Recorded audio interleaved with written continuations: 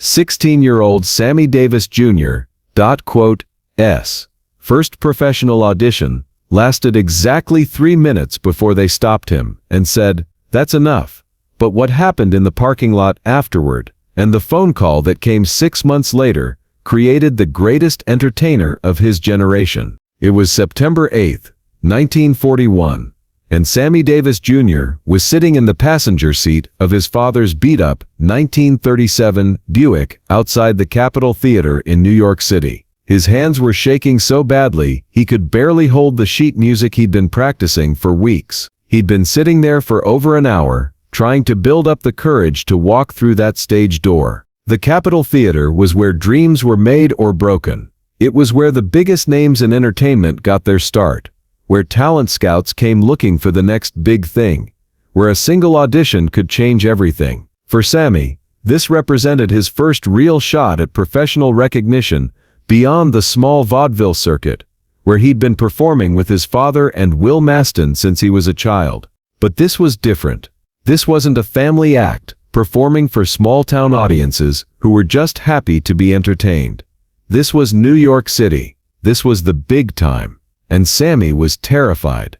At 16, Sammy had already been performing for over a decade, traveling the country with the Will Maston Trio, learning his craft in honky-tonks, small theaters, and anywhere else they could get booked. He could sing, dance, play multiple instruments, do impressions, and tell jokes that could make audiences laugh until their sides hurt. But he'd never auditioned alone, never had to prove himself without the safety net of his family act. His father, Sam Davis Sr., had been unusually quiet during the drive to Manhattan. Finally, as they sat outside the theater, he turned to his son. "Sammy, you remember what I always tell you about auditions?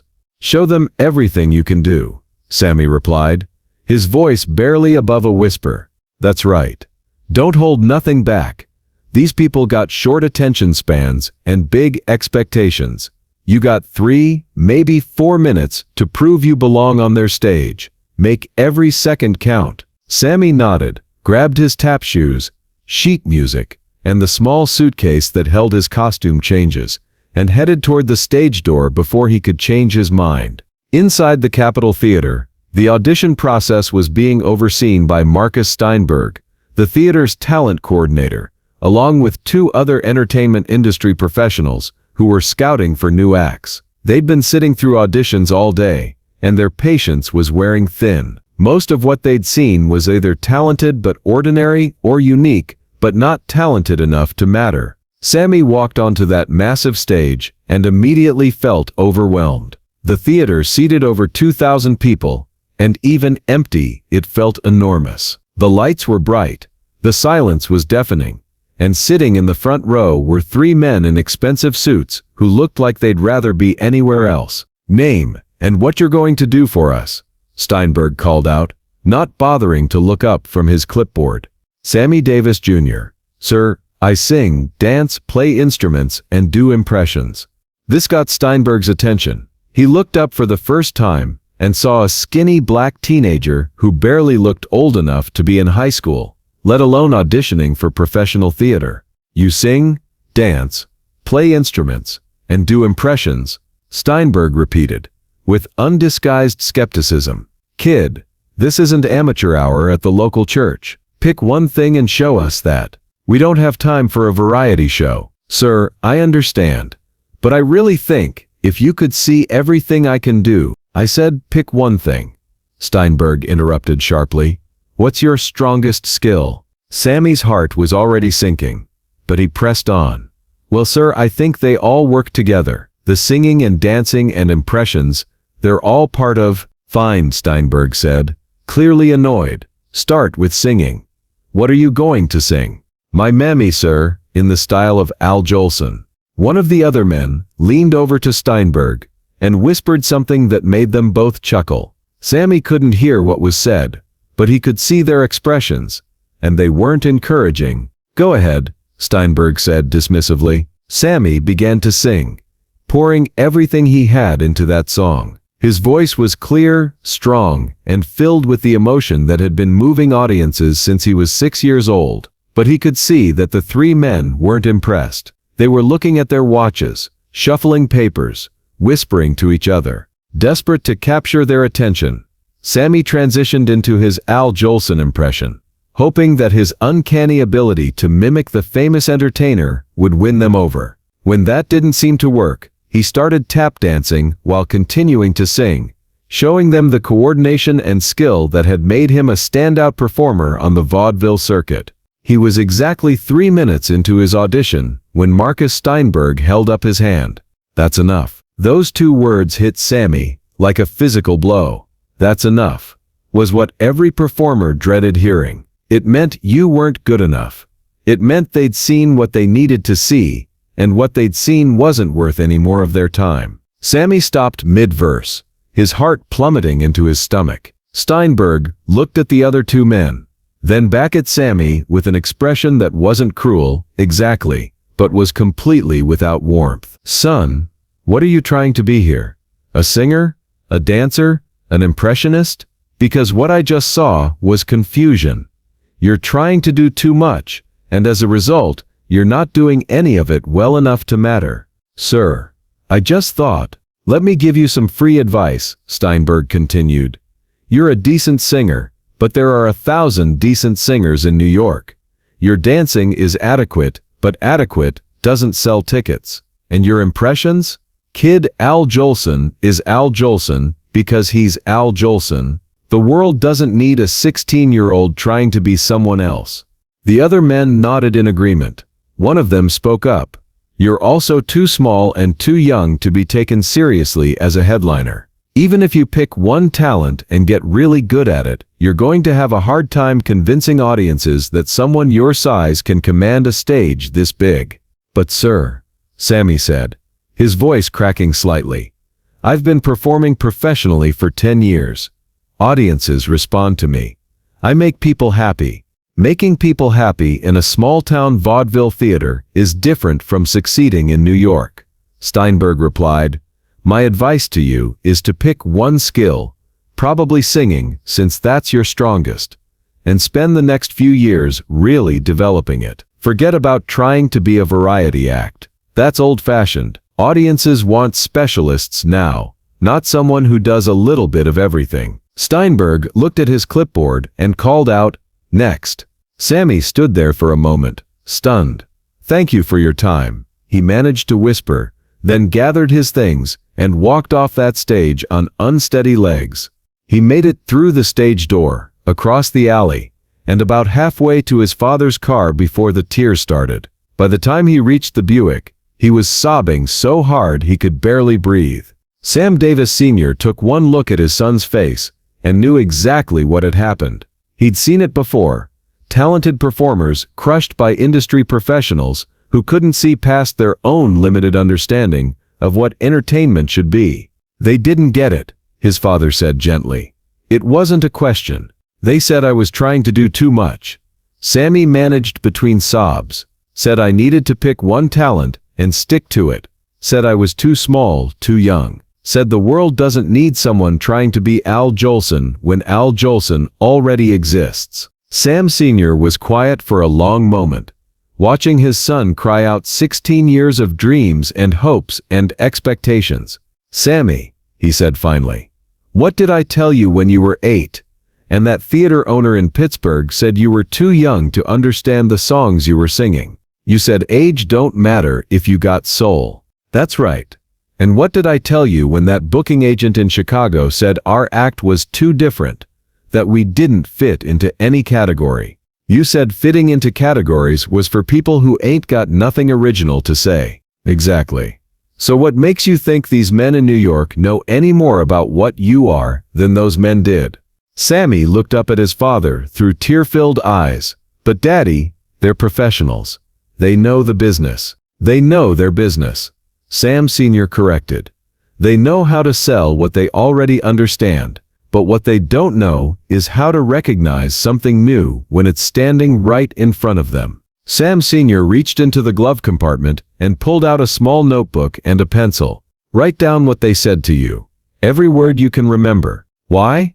Because someday, when you're the biggest entertainer in the world, you're going to want to remember exactly what those men said when they were too blind to see what you are. Sammy took the notebook and began writing. Too small, too young. Trying to do too much. Pick one talent and stick to it.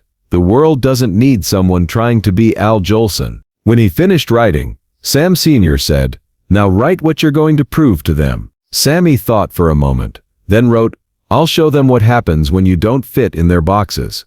That night, back in their tiny hotel room, Sam Sr. sat down with his son for a conversation that would shape the rest of Sammy's career. Those men today, they told you to be less than what you are. They told you to hide parts of your talent because it makes them uncomfortable. You know why they said that? Because I'm not good enough? No, son, because they're scared of what they don't understand. They got a system that works for them. Singers sing, dancers dance, comedians tell jokes, but you don't fit their system because you're something new, and new scares people who make their living selling old. Sam Sr. leaned forward, looking directly into his son's eyes. "I'm going to tell you something, and I want you to remember it for the rest of your life. When someone tells you you're too much, they're really telling you they're not enough. When someone tells you to pick just one of your talents, they're telling you they don't have the imagination to see how all your talents work together to create something nobody else can do." Over the next 6 months, Sammy didn't give up. He kept performing with the Will Maston Trio, but he also started working on his solo material. He practiced his impressions, expanded his dance repertoire, learned new instruments, and developed the kind of stage presence that could command attention in any size venue. Instead of trying to be less like himself, he became more like himself. Instead of hiding his versatility, he made it his signature. Instead of trying to fit into existing categories, he created his own category. In March of 1942, 6 months after that devastating audition, Sammy was performing with the trio at a small club in Philadelphia when a man in an expensive suit approached him during a break. "Are you Sammy Davis Jr.?" "Yes, sir. My name is Tony Martinelli. I work for the Capitol Theater in New York. We're looking for a headliner for our summer variety show, and someone told me I should come see you perform." Sammy's heart started racing. The Capitol Theater, the same venue where he'd been rejected 6 months earlier. "We need someone who can sing, dance, do impressions, tell jokes, basically carry an entire show by themselves. I've been watching you tonight, and I think you might be exactly what we're looking for." "Sir," Sammy said carefully, "I auditioned at the Capitol Theater 6 months ago. They told me I was trying to do too much, that I needed to pick one talent and stick to it." Tony Martinelli looked surprised. "Well, whoever told you that was an idiot. What we need is someone who can do everything. Are you interested in coming back for another audition?" Sammy smiled for the first time in months. "Yes, sir. Very interested." A week later, Sammy walked back onto the Capitol Theater stage. Marcus Steinberg was still the talent coordinator. But this time he wasn't alone in making decisions. Tony Martinelli was there, along with the theater's new owner, and several other industry professionals. "Mr. Davis," Steinberg said, and Sammy could tell he didn't remember him from the previous audition. "Show us what you can do." This time, Sammy didn't hold back. He sang, he danced, he did impressions, he told jokes, he played 3 different instruments, and he did it all with the confidence of someone who had spent 6 months learning to embrace rather than apologize for his versatility. When he finished his 15-minute showcase, the room was silent for a moment. Then Tony Martinelli started applauding, and everyone else joined in. "That," Martinelli said, "is exactly what we've been looking for." As they worked out the details of Sammy's contract, he pulled out the small notebook his father had given him 6 months earlier. He found the page where he'd written down Marcus Steinberg's rejection, and underneath those words, he wrote the date and proved them wrong. After the contracts were signed, Sammy approached Marcus Steinberg privately. "Mr. Steinberg, I auditioned here 6 months ago. You told me I was trying to do too much, that I needed to pick one talent and stick to it." Steinberg looked embarrassed as the memory came back to him. "You also said I was too small and too young to command a stage this size. Son, I owe you an apology. I was wrong. Dead wrong. What I saw today was exactly what this theater needs. It's the same thing you saw 6 months ago, Sammy said gently. I haven't changed what I do. I've just gotten better at doing all of it. Steinberg shook his head. You're right. The problem wasn't what you were doing. The problem was that I couldn't see past my own assumptions about what entertainment should look like. Sammy's summer run at the Capitol Theater was a massive success. He sold out every show, earned standing ovations every night, and proved that audiences were hungry for exactly the kind of multi-talented entertainment that industry professionals had been telling him was unmarketable. The reviews called him a one-man variety show, the most versatile performer of his generation, and proof that the future of entertainment belongs to artists who refuse to be limited by traditional categories. But the review that meant the most to Sammy came from his father, who attended opening night and said simply, "You showed them, son. You showed them all." Sammy kept that notebook for the rest of his life. Every time someone told him he couldn't do something, every time someone said he was too much or not enough, he'd write it down, and then he'd prove them wrong. The audition that lasted 3 minutes and ended with "That's enough" could have destroyed Sammy's confidence and ended his dreams. Instead, it became the foundation of his determination to never let anyone else's limited vision determine his possibilities. Marcus Steinberg's rejection taught Sammy that when someone tells you you're trying to do too much, they're really admitting they're not equipped to understand what you're offering. And sometimes, the best thing that can happen to a revolutionary is having traditionalists tell them they're doing it wrong. Sammy Davis Jr. was told to pick one talent and stick to it. Instead, he became the greatest multi-talented entertainer in history by refusing to be anything less than everything he was capable of being. If this story of rejection turned into motivation inspired you, make sure to hit that subscribe button and share this video with someone who's ever been told they're too much or trying to do too much. Let us know in the comments about the time someone told you to limit yourself and what you did about it. Sometimes the best thing that can happen to us is having someone tell us we don't fit in their boxes, because that's when we discover we were meant to build our own.